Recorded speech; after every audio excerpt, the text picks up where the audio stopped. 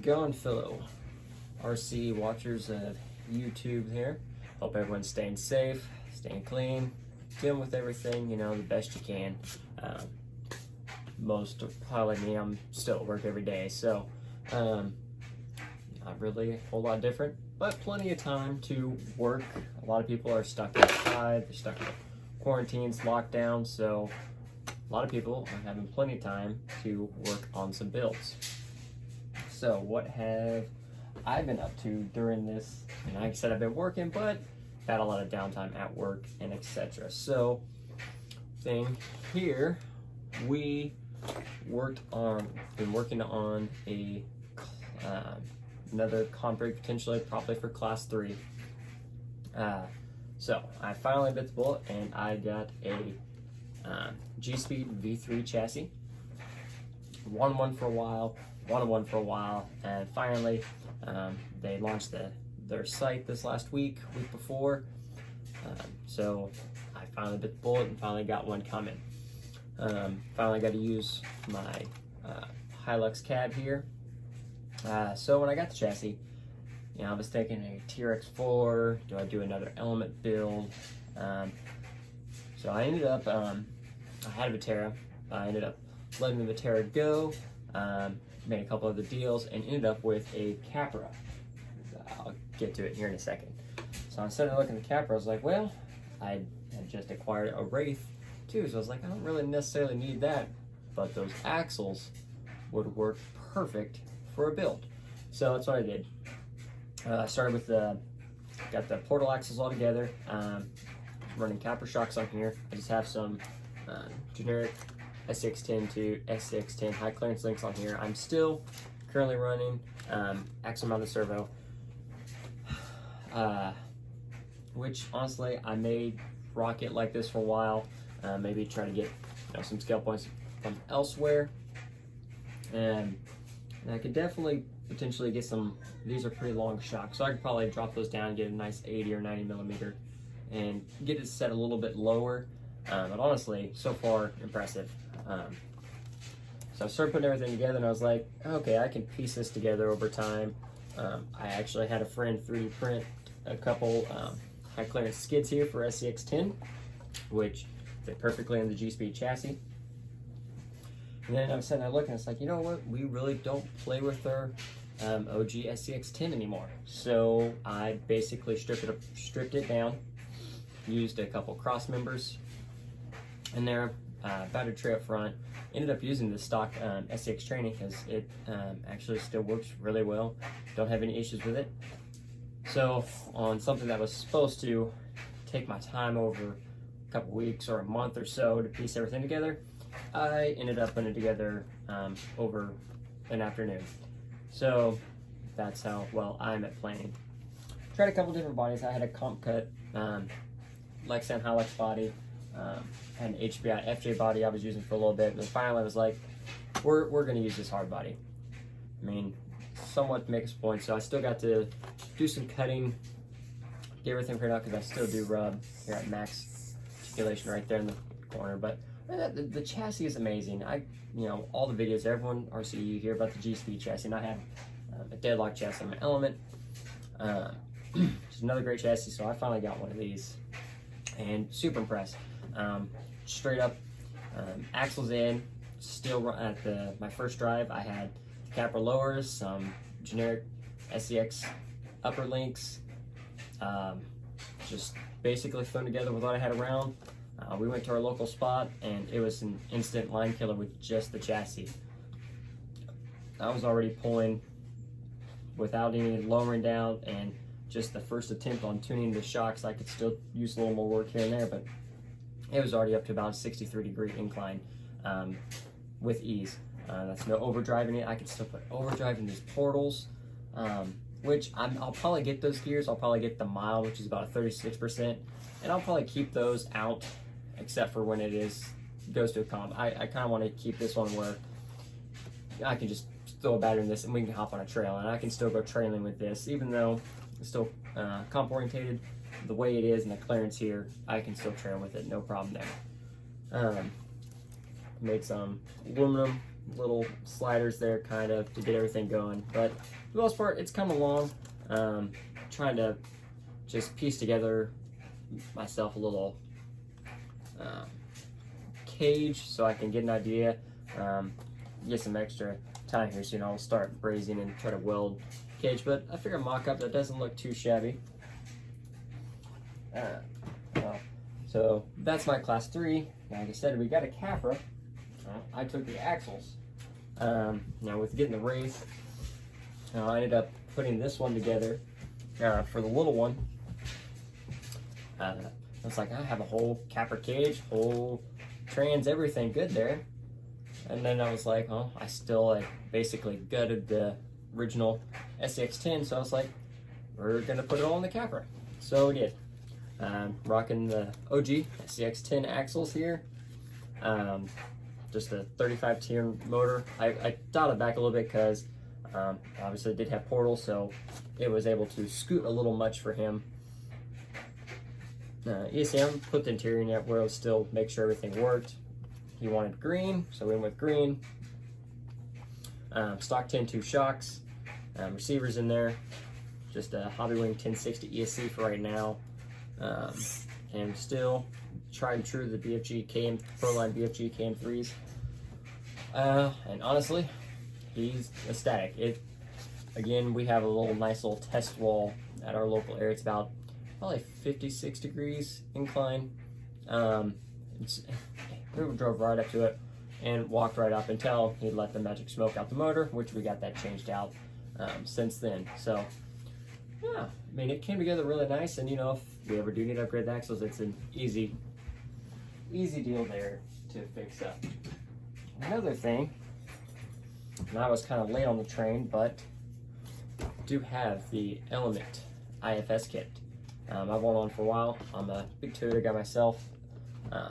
Like to do a nice class 1. I want an independent front. I have a Proline metric body that I've just been, I got it for my birthday last year, got it all done, got some headlight buckets printed, got the TRX4 roof rack for it, which is a perfect fit on the Proline metric body. And then I was like, yeah, I just need something like everything we put on, it just doesn't fit right. It just doesn't fit the truck, fit the build. So, and that body's been off to the side. I haven't driven it in months just because I'm like, I don't have the right vehicle to put it on.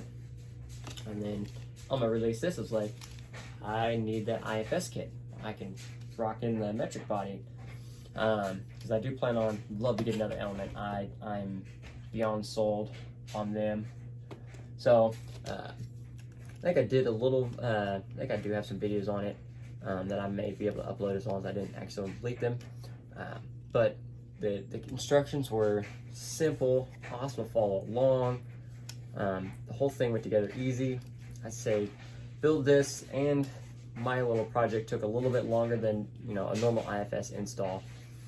But still, maybe an hour and you have IFS and it looks great. So what I ended up doing, IFS is generally, it's for looks. It is for looks. It's not going to, crawl as good. It's not going to articulate quite, as much. Turning radius was still pretty spot on. I really didn't notice any difference in turning radius whatsoever. So with no comps coming up, and with all this going on, it's like, well, I got some free time. Obviously not buying a new, another kit anytime soon. So what I ended up doing was putting it in my class 2 Element. And with the deadlock chassis.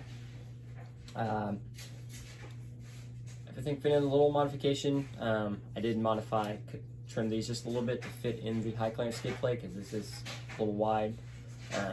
Trim, just a little sanding there. Slid them in.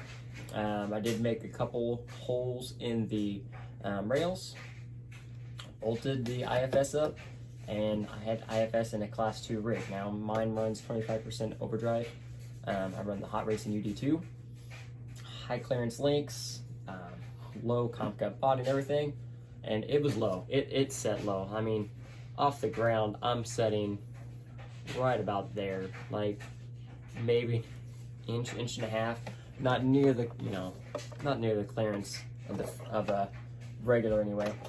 But nonetheless, I was like, I got nothing else to do. Let's see what I can do, and let's see if it's as bad at, you know, crawling as it is. And it wasn't at all. It was actually very impressive on the lines. It would still pull. I was able to hit inclines. I was still, I think the last time out, after doing a little shock tuning, I got it up to, I think it was a 58-degree incline test hit, and it did. It went up. Now a lot of that is, you know, the IFS here is a lot heavier. It's a lot lower weight. So that did play in its favor for the inclines. It still pulled some lines. The biggest thing to learn on that was it took a couple times to pick in the line, because normally something that I would go straight onto, I couldn't, because I would just run right in here and catch right down here. Which honestly, if this was smooth enough, a little hit and it would come over. But learn that, just approach my lines a little bit differently, and I was able to still do just about everything I did before. Obviously not with the ease of it, how it does it on solid axle, but still good. I was still, turning radius was still there. I still have plenty of flex, and I said, for a comp rig, flex isn't exactly, like, I try to limit as much as I can anyway. Even this, honestly, is too much for me. My rear, I need to work on the rear more than anything still, so I can get it, stop that flopping over. It gets annoying on some lines. But other than that, IFS was beyond impressive. Local guys are like, wow, it's doing things, and it did. So that was my crazy little, mostly bored experiment, was IFS in the Class 2 comp rig. It was fun. Would I do it again? Probably. Maybe just a fun IFS, maybe an IFS comp rig that, I don't know, for fun maybe? Maybe Carlapalooza coming up this year, I could put together. Honestly, if I get another Element, it doesn't take much. The Element's, honestly, even the 11% overdrive, some shot keys, and I would feel perfectly confident taking an Element to a comp without going to the extent. Chassis rails, just the basic stuff. Drop it down a little bit, maybe a little more aggressive overdrive, and I wouldn't think twice. So, that may be something. I may figure something out there, or, obviously this will probably see some comping, some Class 1, but then again, Class 1's Class 1. In addition to that, let's set this down here for you. Was at my local hobby store this last week before, actually when I was picking up the Capra before. They're open, but it's all curbside right now. They're not letting anyone in the store, which is, obviously something that needs to be done at times, but so they're still open, so I can still get stuff. It's just, I think it kind of saves people money, because you go to the hobby store and you look around, like these right here, because I was going to get some dual stage foams for my Hyraxes, and I'm on their tire shelf, and I'm like, wait, those are J Concepts, those are landmines. They actually had a set of the 1.9 landmines in stock, so they had full sets. So I grabbed them, still running stock foams in them. These tires are very impressive, to say the least. I compare them, obviously the only other compish tire I've run is the Hyrax. I don't have any Voodoos yet. At some point, someday I'll get there. Maybe a stimulus check shows up, maybe we'll get some. These, a lot of people, hearing them say they were kind of a Hyrax killer. Definitely kind of see that. There's one particular line or area towards the beginning, come up on a rock, and then we're on like the back half of a culvert, so it's angled, and then as soon as you get almost to the top, you immediately break into a V of 2 rocks. You sit there and work with the Hyrax a little bit, or get a little wheel speed to get those front wheels up into that ledge, and then it'll go. These just went.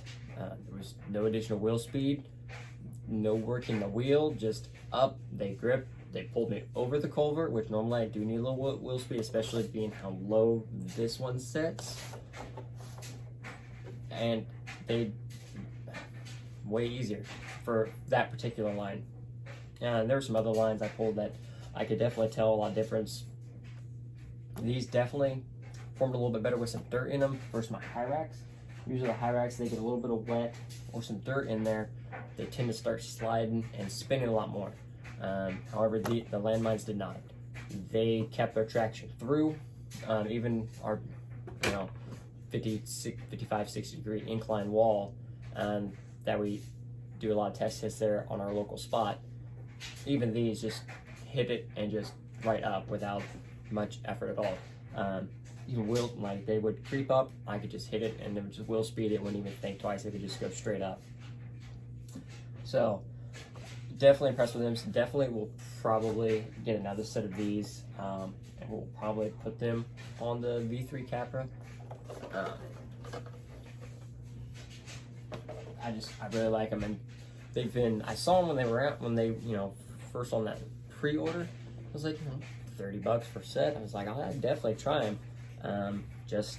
I missed that initial pre-order, and every time you click landmine, it's out of stock, expected this day, and lo and behold, again, why we support, I always just support your local hobby shop. If they have it versus online, I always try to get it there. I will pay a little extra here, a little extra there, one, to have it right now, and also to support someone that is local. But that was just a tire when it was out. You just always check to see if it's out, seeing if they could get it, they couldn't get it, and lo and behold, in there, they just had them on the shelf. So that was a win.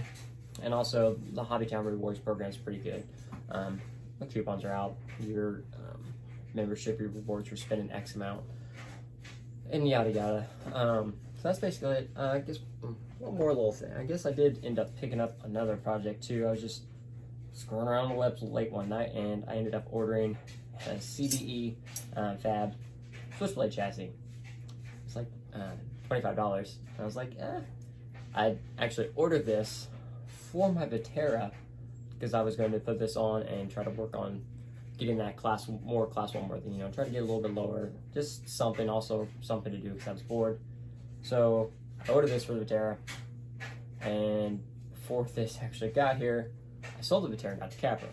Now these are rails, I'll find a use for them, but one thing I did realize is those rails are also made for the race skid. And I was like, well, I guess I could put it in the race. I also thought about maybe the Warthog, maybe putting it on an actual frame. I don't know yet. I don't know. There's about to be a lot of time, so we'll see when all this is all said and done. Who knows what I'll do next. That's just kind of where we're going. We've caught a lot more. It's been pretty nice where we're at. We can just get out there, and it's a few of us. Like we spread out, social distancing. That's a big thing. But I mean, just some fresh air is nice. A lot of people are cooped up, especially some of the local guys I crawl with. They're out. They're on furlough. Aircraft's kind of down. It is what it is. And work, like I'm at work every day, but it's slowed down, so I'm just kind of bored and just want to go have a little fun, release a little steam. So we head out, we go crawling, and just some fresh air and all this. And that's, in our area, per our rules, that's perfectly acceptable. We're not under 100% stay at home, don't go out unless you are doing everything essential, but it is what it is. Again, thanks for watching. Until next time, maybe we'll turn this into maybe a weekly or bi-weekly thing. Who knows?